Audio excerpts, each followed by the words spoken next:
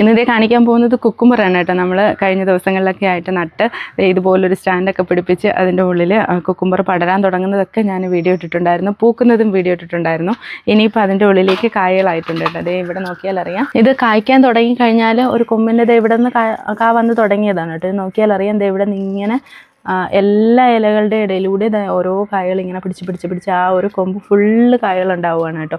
അങ്ങനെയാണ് ഇങ്ങനെ കുക്കുമ്പർ കായ്ക്കുന്നത്. അതായത് ഈ സൈഡിലും ഒക്കെ ഉള്ള തണ്ടിലെല്ലാം അങ്ങനെയാണ് കേട്ടോ. കായ വന്നു തുടങ്ങിയാൽ പിന്നെ വരുന്നതിലെല്ലാം കായ ഉണ്ടാകും. ഇവിടെ നോക്കിയാലും ചെറിയ ചെറിയ കായകൾ ഇങ്ങനെ പിടിച്ച് വരുന്നുണ്ട്.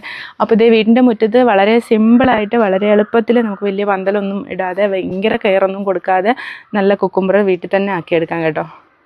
അപ്പോൾ അത്രയും കായകൾ ഇതിൻ്റെ ഉള്ളിൽ പിടിക്കുന്നുണ്ട്.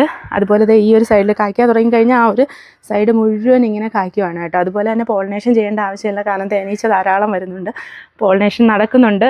ഇതുപോലെ ഉണ്ട്, ഇവിടെയും ഉണ്ട്. ഈ ഒരു ഭാഗത്തും ഇങ്ങനെ ഇവിടെ നിന്ന് കായിട്ട് തുടങ്ങുന്നുണ്ട് കേട്ടോ. ഇവിടെ കാ വന്ന് തുടങ്ങിയാൽ ഈ ഒരു കൊമ്പ് ഇനി പോകുന്ന സ്ഥലത്തോട്ട് മുഴുവൻ കായകൾ ഇങ്ങനെ ഞെരിങ്ങി പിടിക്കും കേട്ടോ. ഓരോ ഇലയുടെ ഇടയിലൂടെയും ഇങ്ങനെ കായകളുണ്ടാവുക.